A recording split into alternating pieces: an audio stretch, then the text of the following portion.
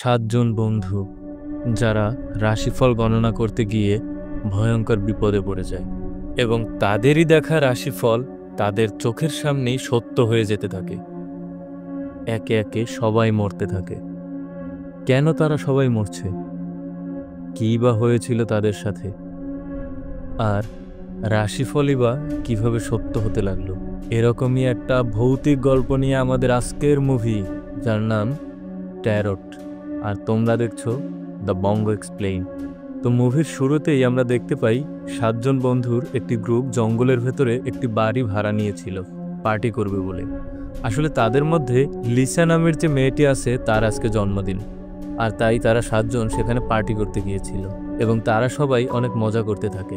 সবাই যখন গল্প করতে থাকে তখন কথায় কথায় তারা জানতে পারে যে তাদের বান্ধবী জেনি এবং বন্ধু জনি, যারা কিনা একে অপরের সাথে গত 2 বছর ধরে সম্পর্কে জড়িয়েছিল এবং তাদের নাকি কিছুদিন আগে ব্রেকআপ হয়ে গেছে। কথাটা সবাই জেনে যাওয়ায় জনি বিব্রত বোধ করে এবং পাশের একটা ঘরে চলে যায়।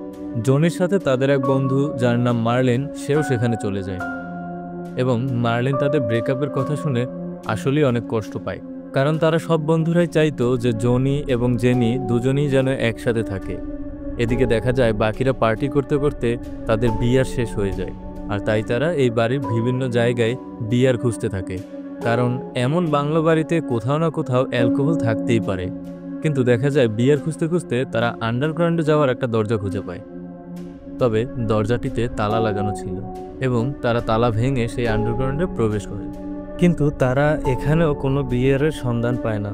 তবে তারা এখানে জ্যোতিষবিদ্যার বিভিন্ন রকমের পুরনো দিনের বেশ কিছু যন্ত্রপাতি দেখতে পায়, আর তারা সেগুলো দেখে বেশ অবাক হয়ে যায়, কারণ বর্তমানে এই আধুনিক সময়ে এইসব যন্ত্রপাতির ব্যবহার প্রায় বিলুপ্ত। এদিকে মার্লিন সেখানে একটা প্রাচীন বই খুঁজে পায় এবং বইটা খুব অদ্ভুত ধরনের ছিল।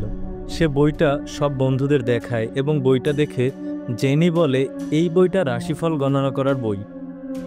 এটাকে জ্যোতির্বিদরা ট্যারট বুক বলে এবং এই বইয়ের ভেতরে কিছু ভয়ঙ্কর ছবিওয়ালা কার্ড ছিল, যেগুলো দ্বারা যে কোনো মানুষের রাশিফল গণনা করা যায়।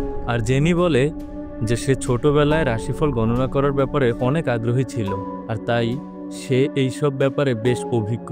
তখন তারা সবাই সিদ্ধান্ত নেয় যে এই বইয়ের মাধ্যমে আজ তারা তাদের সবার রাশিফল গণনা করবে। যেহেতু জেনি এই কাজটা করতে পারত, তাই তারা সবাই জেনিকে অনুরোধ করে এবং রাজি করিয়ে ফেলে। এরপর দেখা যায় তারা সবাই এই ঘরের সকল বাতিগুলি বন্ধ করে দেয় এবং মোমবাতি জ্বালিয়ে দেয়। জেনি রাশিফল গণনার কাজ শুরু করে, কিন্তু তখনই এই বন্ধ ঘরের ভেতরে তীব্র বাতাস বয়ে যেতে দেখা যায়। তখন জেনি সবাইকে বলে, আমাদের হয়তোবা এই কাজটা করা ঠিক হবে না, কারণ আমার মনে হচ্ছে কেউ আমাদের সতর্ক করে দিচ্ছে। কিন্তু লিসা তাকে বারবার অনুরোধ করতে থাকে এবং লিসার অনুরোধে বাধ্য হয়েই জেনি প্রথমে তারই রাশিফল গণনা করতে থাকে। জেনি লিসার জন্ম তারিখ শোনে এবং বলে দেয় যে তার রাশি হলো লিব্রা, অর্থাৎ তুলা রাশি, আর এই রাশির চিত্র ছিল একজন ডাইনির, আর রাশিফল অনুযায়ী সে খুব শীঘ্রই সফলতা পেতে যাচ্ছে। তবে সফলতার সিঁড়িতে খুব সাবধানে উঠতে হবে, কারণ অসাবধান হলেই সে মুখ থুবড়ে পড়বে। এবং এরপর যে রাশিফল গণনা করতে আসে তার নাম ম্যাডি, এবং জেনি তাকে বলে তার রাশি হচ্ছে মেষ, আর রাশিফল অনুযায়ী সে যদি উত্তেজিত হয় তাহলে সিদ্ধান্তহীনতায় ভোগে, আর তার রাশির চিত্র ছিল ঝুলন্ত মানুষ। জেনি আরও বলে তাকে তার জীবনের টেকনোলজিক্যাল ফেইলের জন্য অনেক ঝামেলা পোহাতে হবে। তারপর দেখি এমিলির রাশিফল, যার রাশি ছিল কন্যা রাশি, আর তার রাশির চিত্র ছিল একজন জাদুকর। আর রাশিফল অনুযায়ী সে খুব বুদ্ধিমতী এবং ধৈর্যশীল, কিন্তু তার জীবনে চলার পথে জাদুকরদের জাদুর মতো ধোকায় পড়তে হতে পারে। এরপর আসে মার্লিন, এবং তার ছিল বৃষ রাশি, আর তার চিত্র ছিল একটা জোকার। আর রাশিফল অনুযায়ী সে খুব সাদাসিধা একজন মানুষ এবং বোকা প্রকৃতির। বিপদের মুহূর্তে ভুল সিদ্ধান্ত নেওয়া তার চিরাচরিত স্বভাব, তবে বন্ধুদের বিপদ আপদে সবার আগেই হাজির হয় সে। এই কথা শুনে মার্লিন অনেক খুশি হয়। তারপর আসে মার্কো, যে কিনা মকর রাশির ছিল, আর তার চিত্র ছিল ডেভিল, অর্থাৎ শয়তান। রাশিফল অনুযায়ী তার আর্থিক অবস্থা শীঘ্রই ভালো হতে চলেছে। সে সবাইকে মন থেকে ভালোবাসতে পারে, তবে তার জীবনে চলার পথে তাকে সবসময় সঠিক লাইন ধরে এগোতে হবে, কারণ সে একবার যদি লাইনচ্যুত হয়ে যায় তবে তার ক্ষতি হতে পারে। এরপর ভাগ্য গণনা করায় তারই এক্স বয়ফ্রেন্ড জনি। জেনি স্বাভাবিকভাবেই তার ভাগ্য গণনা করে জানতে পারে যে জনি সিংহ রাশির ছিল। সে সবসময় নিজের মতো করে চলে, অন্য কারো কথা সে বিশ্বাস করে না। তবে তার এমনভাবে চলার জন্য ভবিষ্যতে তার জন্য হয়তোবা বিপদ অপেক্ষা করছে। আর জনির চিত্র ছিল আগুনের শয়তান।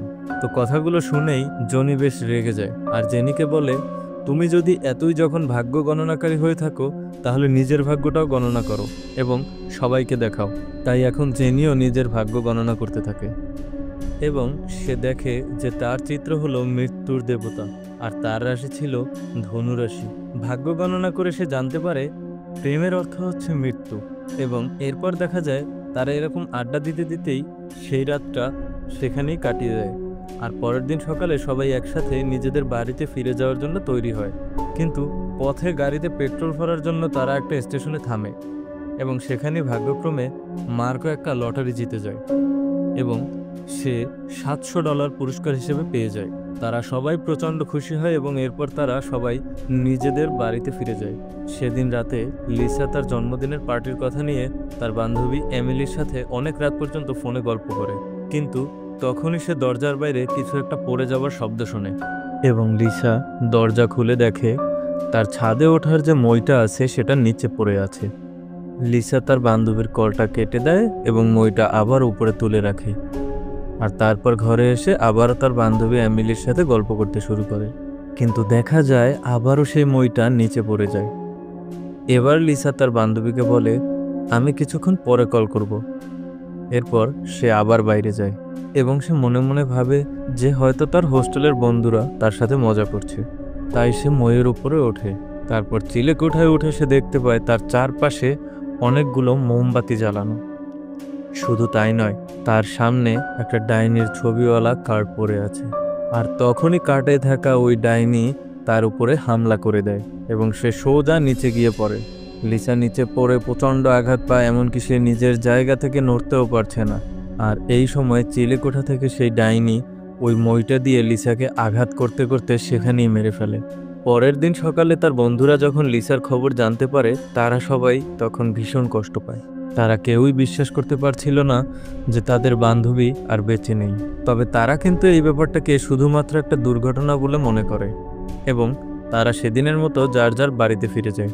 তবে এমিলি যায় জেনির কাছে, কারণ সে এলিসার মৃত্যুতে খুব ভেঙে পড়েছে। সে মানতেই পারছে না যে কাল সারা রাত তারা ফোনে গল্প করেছে আর আজকে তার বান্ধবী নেই। এদিকে সবাই নিজেদের বাড়িতে পৌঁছে গেলেও মার্কো হেঁটে হেঁটে যখন যাচ্ছিল তখনই সে তার পিছনে কাউকে দেখতে পায় এবং সে আর কেউ নয়, সে হলো তার রাশির কার্ডে থাকা সেই ভয়ঙ্কর ডেভিল। তবে সে এসব কিছু পাত্তা দেয় না এবং রেল স্টেশনে চলে যায়। কিন্তু দুর্ভাগ্যবশত আজকে রাতের যে শেষ ট্রেনটি ছিল সেটি ইতিমধ্যে চলে গিয়েছে, তাই পুরো স্টেশন ফাঁকা হয়ে পড়ে আছে। আর সেই সময় হঠাৎ করেই স্টেশনের চারদিকের লাইটগুলো বন্ধ হতে থাকে এবং তখনই সেই ডেভিল মার্কোর উপরে হামলা করে।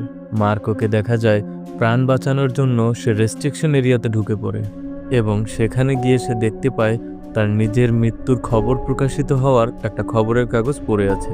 তার মনে পড়ে যায় যে এই ডেভিল তার রাশির চিত্র ছিল এবং সে বুঝতে পেরে যায় কিছু একটা তো গন্ডগোল আছেই।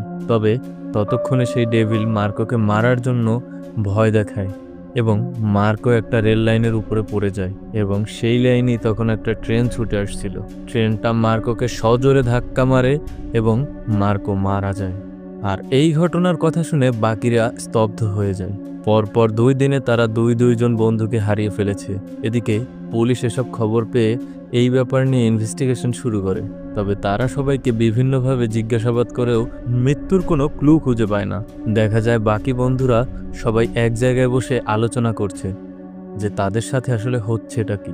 মার্লিন ভেবেছিল হয়তো তাদের বন্ধুদের মাঝে কেউ ওদের দুজনকে এভাবে মেরে ফেলেছে, কিন্তু তারা সবাই বুঝতে পারে যে কাজটা তাদের কোনো বন্ধুর নয়, কারণ জেনি তার 2 বন্ধুর মৃত্যুর মাঝখানে একটা কমন প্যাটার্ন খুঁজে পায়। আর তা হলো লিসার রাশিফল অনুযায়ী তার সফলতার সিঁড়ি দিয়ে ওঠার সময় তাকে সাবধান হতে হবে, নয়তো সে মুখ থুবড়ে পড়বে। আর লিসা কিন্তু মইয়ের সিঁড়ির সামনে মুখ থুবড়ে পড়েছিল। আর মার্কোর রাশিফল অনুযায়ী তার আর্থিক অবস্থার উন্নতি হওয়ার কথা ছিল। এবং সে কিন্তু লটারিতে $700 জিতেছিল। তবে রাশিফলে বলা ছিল যদি সে ভুল লাইনে চলে যায় তাহলে তার বিপদ হতে পারে। আর সে কিন্তু মরার আগে একটা ভুল রেল লাইনে চলে গিয়েছিল এবং ভুল লাইনে যাওয়ার কারণেই কিন্তু তার মৃত্যু হয়েছে। তাই জেনি বুঝতে পারে যে কোনো না কোনোভাবে তাদের রাশিফল গণনা করার কারণেই এই সব কিছু হচ্ছে।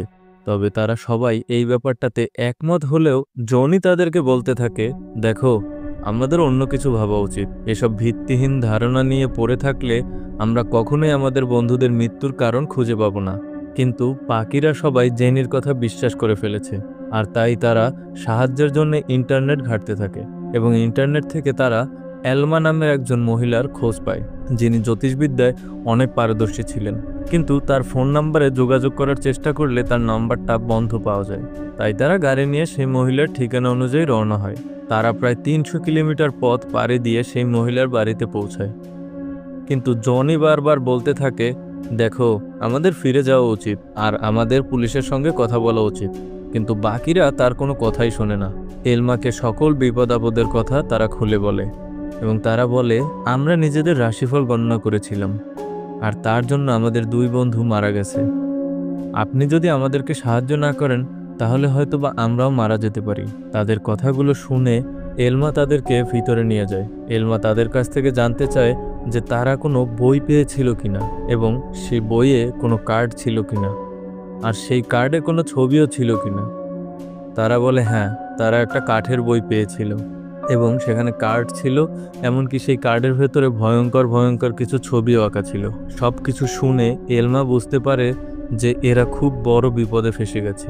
তাই এলমা তখন তাদেরকে বলতে শুরু করে যে 1951 সালে মেক্সিকোতে একটা বিয়ে বাড়ি থেকে 6 জন লোক নিজেদের রাশিফল গণনা করেছিল আর মাত্র 48 ঘন্টা পরে তারা 6 জনই রহস্যময়ভাবে মারা যায়। এছাড়া 1969 সালে মেক্সিকোতেই একইভাবে আরও 8 জন মানুষ মারা গিয়েছিল। আর শেষবার তারা যখন জীবিত ছিল তখন তারা একটা পিকনিকে গিয়েছিল এবং নিজেদের রাশিফল গণনা করেছিল। তাছাড়া 1979 সালে লন্ডনে 7 জন বন্ধু মিলে হাইকিংয়ে গিয়েছিল আর তারাও নিজেদের রাশিফল গণনা করেছিল এবং তাদের মধ্যে থেকে 6 জনেরই 2 দিনের মধ্যে রহস্যজনকভাবে মৃত্যু হয়। তবে সৌভাগ্যবশত সেদিন একজন প্রাণে বেঁচে গিয়েছিল আর সেই একজনই হলেন আমি নিজে, মানে এলমা নিজের কথা বলছিল। কথাগুলো শুনে সবাই অবাক হয়ে যায়, কিন্তু জনি এসব বিশ্বাস করে না। তার কাছে এখনো সবকিছু আজগুবি মনে হচ্ছে। এরপর এলমা আবার তাদেরকে বলতে থাকে, আমি বেঁচে যাওয়ার পর থেকে এটা খুঁজে বের করার চেষ্টা করেছিলাম যে শুধুমাত্র আমি কেন বেঁচে গেলাম, আর তাই এই রহস্যময় বইয়ের ব্যাপারে জানতে শুরু করলাম এবং খোঁজ নিতে গিয়ে আমি জানতে পারি যে 1798 সালে হাঙ্গেরিতে বসবাস করা একটা রাজ পরিবারের একজন জ্যোতিষী ছিল। সে ছিল একজন কৃষক মহিলা যে খুবই নিখুঁতভাবে ভাগ্য গণনা করতে পারত। হাঙ্গেরির রানী যখন গর্ভবতী হয় তখন সে জ্যোতিষ তার ভাগ্য গণনা করে এবং গণনা করে জানিয়েছিলেন যে এই রাজবাড়ির পুত্রবধূ এই রাজপুত্রকে জন্ম দিতে গিয়ে বাচ্চা সহ মারা যাবে এবং এই কথা শুনে রাজা তার উপরে ক্ষেপে যায় এবং ভবিষ্যৎবাণী পরিবর্তন করতে বলে। কিন্তু সেই জ্যোতিষ মহিলাটি বলে ভাগ্যের লেখা কখনো পরিবর্তন করা যায় না এবং এই কথা শুনে রাজা সেই মহিলাটিকে কালো জাদুর অপবাদ দিয়ে তার বাচ্চা মেয়েকে সহ তার রাজ্য থেকে বের করে দেয়। কিন্তু তাতে কোনো লাভ হয়নি, কারণ কয়েকদিন পরে যখন সন্তান জন্ম দিতে গিয়ে বাচ্চা সহ রাজরানীর মৃত্যু হয় তখন রেগে গিয়ে রাজা সেই জ্যোতিষ মহিলার বাচ্চা মেয়েটাকে ফাঁসি দিয়ে মেরে ফেলে।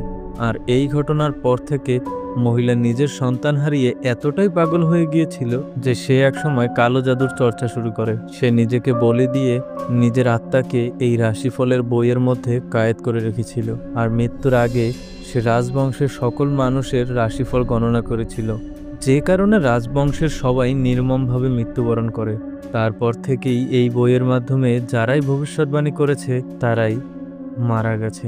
আমি শুনেছি যে 15 বছর আগে ওই বইটাকে আমেরিকার একজন ব্যবসায়ীর কাছে বিক্রি করে দেওয়া হয়েছিল, তাই বইটা আমি খুঁজে পাইনি। তবে তোমরা যেহেতু পেয়েছো, তাড়াতাড়ি বলো সেই বইটা কোথায়। যদি দ্রুত বইটাকে আমার কাছে নিয়ে আসতে পারো তাহলে বইটা ধ্বংস করে এই অভিশাপ থেকে হয়তোবা তোমাদের রক্ষা করতে পারবো।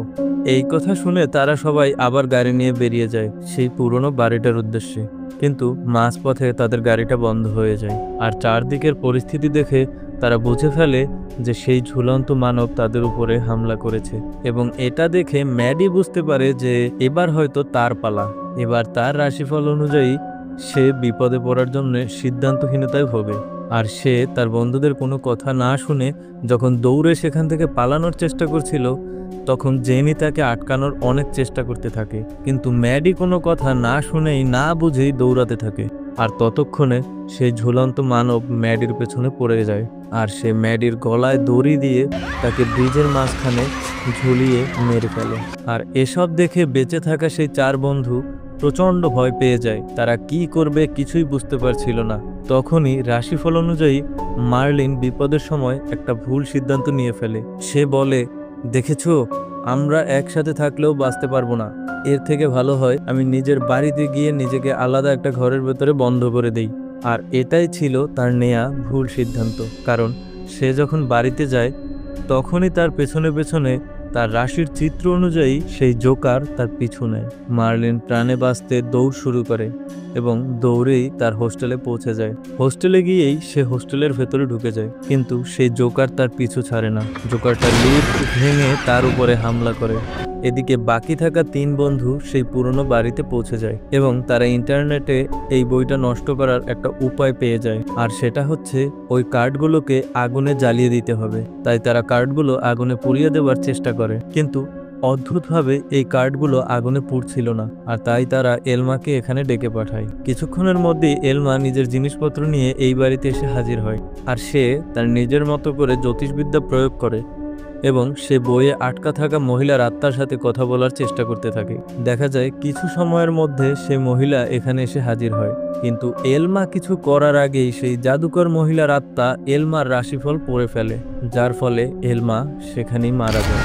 আর এটা দেখে তারা তিনজন সেখান থেকে দৌড়ে পালাতে চেষ্টা করে। দুর্ভাগ্যবশত এমিলি সবার থেকে আলাদা হয়ে যায়, আর সে পৌঁছে যায় একটা জাদুকরের স্টেজে। দেখা যায় সেই স্টেজটা 17 দশকের ছিল। যেহেতু তার রাশির চিত্র একজন জাদুকর ছিল, আর তাই এমিলি সেই জাদুকরের ধোকায় পড়ে যায়। আর এক সময় সেই জাদুকর জাদু দিয়ে এমিলিকে একটা বক্সে বন্দি করে ফেলে এবং করাত দিয়ে তাকে জীবন্তই কেটে ফেলে। এদিকে জনি এবং জেনি হাল ছেড়ে দিয়েছে। তারা ভাবে যে তারা হয়তো জন্মগত অভিশপ্ত, কারণ ইতিমধ্যে মৃত্যুদূত জেনির উপরে হামলা করে দিয়েছে, আর সেই আগুনের শয়তান হামলা করেছিল জনের উপরে। কিন্তু ঠিক এই অবস্থায় জেনির মাথায় একটা বুদ্ধি চলে আসে, আর সে বলে, এই বই দিয়ে যার রাশিফল পড়া হয় সেই যদি অভিশপ্ত হয়, তাহলে আমি ওই জ্যোতিষ মহিলার রাশিফল পড়ব। তাহলে সে নিজেই অভিশপ্ত হবে এবং ধ্বংস হয়ে যাবে। তো জেনি কোনোভাবে সেই জ্যোতিষ মহিলার রাশিফল পড়ে ফেলে, যার কারণে সেই জ্যোতিষ মহিলার আত্মা তাদের উপরে হামলা করতে আসলেও হামলা করতে পারে না, কারণ তার রাশির ছাইনো ছিল মৃত্যুদূত। তাই সেই জ্যোতিষ মহিলা সেখানে ভয়ঙ্করভাবে ধ্বংস হয়ে যায়, আর সেই অভিশপ্ত বইটাও পুড়ে ছাই হয়ে যায়। তো শেষে দেখা যায় এত কিছুর পরে শুধুমাত্র জেনি আর জনি প্রাণে বেঁচে আছে, আর তাদের মধ্যে আগের সব ঝামেলা মিটমাট হয়ে গেছে। তারা দুজন গল্প করতে করতে যখন বাড়িতে যাচ্ছিল, ঠিক সেই সময় একটা গাড়িতে করে মার্লিন আসে তাদেরকে বাঁচানোর জন্য। তারা দুজন মার্লিনকে জীবিত দেখে ভীষণ খুশি হয়ে যায়। আসলে রাশিফল অনুযায়ী বন্ধুদের বিপদে মার্লিন সবার আগে হাজির হবে বলে বলা হয়েছিল, আর সেজন্যই সে প্রাণে বেঁচে গিয়েছে আর বন্ধুদেরকে বাঁচাতে এখানেও হাজির হয়েছে। আর এখানেই ট্যারোট মুভিটা শেষ হয়ে যায়। তো কেমন লাগলো আজকের ভিডিও অবশ্যই কমেন্ট করে জানাবে।